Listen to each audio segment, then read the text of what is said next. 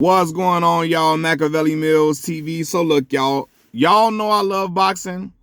My mama know, my sisters know, my kids know, everybody that know me know I love boxing, right? And so we got the long-awaited bout, the mega fight, Errol Spence Jr. versus Terrence Bud Crawford, right? And then, I guess not in suspense, but while we waiting for that fight, people are making videos, talking about each fighter, so on and so forth, strengths, weaknesses, who they think gonna win, all of that, right? And so one thing I've been seeing going around, while we wait for this fight is that Errol Spence was matched up perfectly. Like they matched him. It was a lot of matchmaking that made Errol Spence Jr. successful in the welterweight division. Y'all, that's some of the stupidest stuff I've ever heard in my life. Okay? He was matched up perfectly. Errol fought everybody in the welterweight division outside of Keith one-time Thurman and Bud. So what matchmaking got to do with that? He fought everybody with a belt outside of Bud. Now he's going up against the dude who got the last belt in the division. Who was Errol Spence supposed to fight? Your daddy? Your cousin? Your little brother? Your girlfriend's baby brother? Man, hell no, man. And the truth of the matter is, Errol would have fucked them up too. Because this is the thing, man. Like, I'm like, okay, who they saying he run? So you're implying he was ducking other guys, or, it was guys he wasn't fighting if you're saying he was matched up perfectly.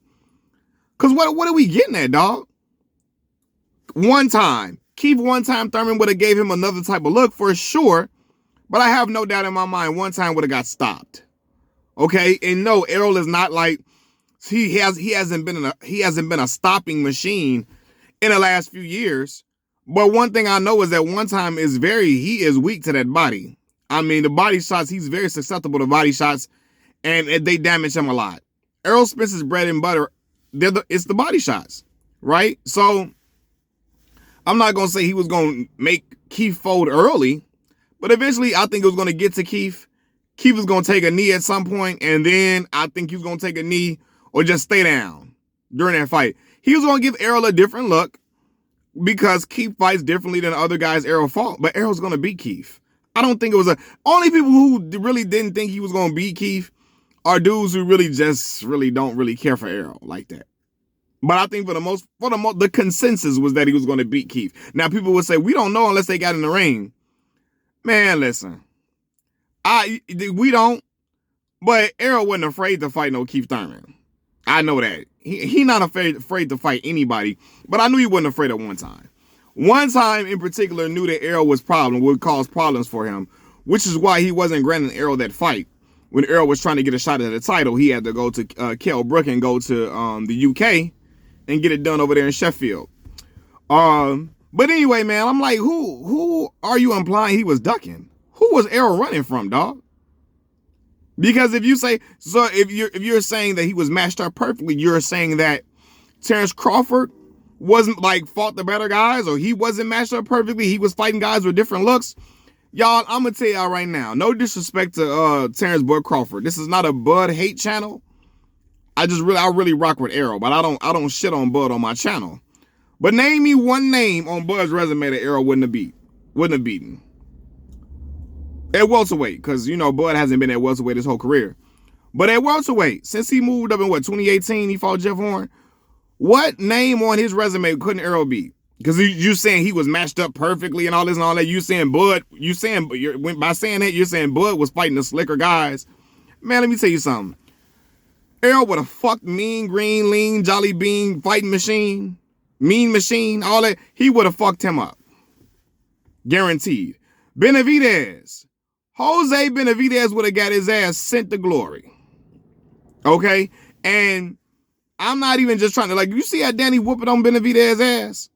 You see how Errol whooped on Danny's ass? And now it's different weight class. I get it. If Errol moves up to 154, he gonna whoop Danny up there too.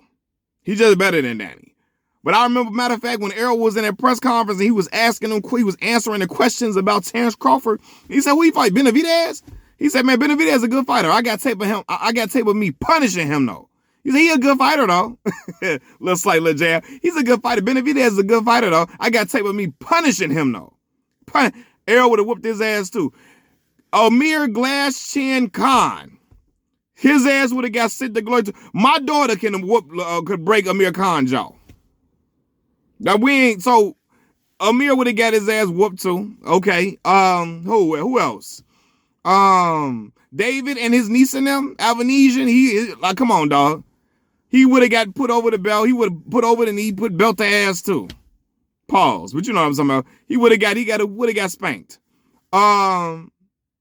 Kell Brook, Errol already beat Kell. So, all right. Trying to think who else. Jeff Horn, no, like, bro, Jeff Horn, brother. Like, we not finna sit out here and try. And again, no disrespect to Bud, but brothers out here acting like Jeff Horn gave some type of crow would give a crazy look. Like, man, Jeff Horn really, they robbed Manny Pacquiao against Jeff Horn. Another one, Errol would have uppercutted Jeff to death. Uppercutted and jabbed Jeff face off. And it would have been night, good night. Or he just would have got beat up so bad, the ref would have just stopped it. Y'all know Jeff would have got beat up. Him and Benavidez, both. So it's like, who was he running from? What? Like, he was matched up perfectly. Who else? He only having fought Terrence Bud Crawford. And again, he waited to collect all 3 belts like he told you. Errol's been doing exactly what he said he was going to do. I'm going to go over here, take care of my side of the street. I'm going to clear out my side, get all the belts, and then we going to have it. I'm going to go to you. I'm going to clear out my side first. And why wouldn't he do that? We're going to make this a mega fight, dog. So then I can be the cash cow in this shit too. I mean, we're all in this fight. Not we're all, but everybody in the sport is trying to get rich. Yeah, I'm gonna get the 3 belts in-house in PBC. So I can be the A side, and then I can get the bulk of the bread. Then we can have our clash. And then if you get the belts, all right, you get the bulk of the bread the next time. But I'm gonna come to the table with the bulk of the bread. So what is the problem? You know what I'm saying? So I don't know. I don't get what the people are talking about. So, you know, who he wouldn't have beat this one. What other person okay, Boots. Boots Ennis got to wait his turn. At the time when Boots was coming out, it made no sense for Errol to fight Boots at that time. He was going for Ugas.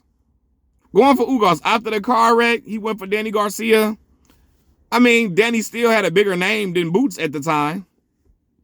By the time Boots started making a buzz, getting a name, getting the buzz, it was time for Errol to fight Bud and collect the other belt from Ugas. He ain't gonna fight Boots for no belt at that point. So, you know, what are we talking about, man? It's just, I don't know, the narratives are so shifty because I guarantee you, had the roles reversed, if resumes were switched, nobody would say Terrence was matched up perfectly against flat-footed guys that's standing right in front of you. Nobody would say that shit if you're a Terrence Bud Crawford fan. You wouldn't say that shit wouldn't be uttered out of your mouth. That, Bud was matched up closely. They made sure he fought this one and that one and made sure it was against. Like, no, dog. We would have said, he was the better fighter in this situation. And honestly, if you switch their resumes, Bud Crawford would have a better resume if you switch him in Errol's. No disrespect to Bud, but at 147, Errol got a better resume. But to say Errol been matched up perfectly and closely, who the fuck was they scheming and planning the fight and dodging around and getting around? He fought every fucking body in the welterweight division outside of one time. And he was supposed to fight Manny. The eye injury happened, and we know from how Ugas did, I know styles make fights. Errol would have retired Manny. Brutally. Manny wouldn't be talks about Manny trying to come back now. Manny be at the house chilling with his wife named Jinky. He'd have been at the house chilling with Jinky and the kids. Okay? Watching goddamn Wheel of Fortune. Not trying to come back and do another fight. So they matched him up perfectly. Errol fought and beat everybody in the welterweight division that he needed to outside of Bud. So what is the narrative coming from, man? Knock it the fuck off, dog.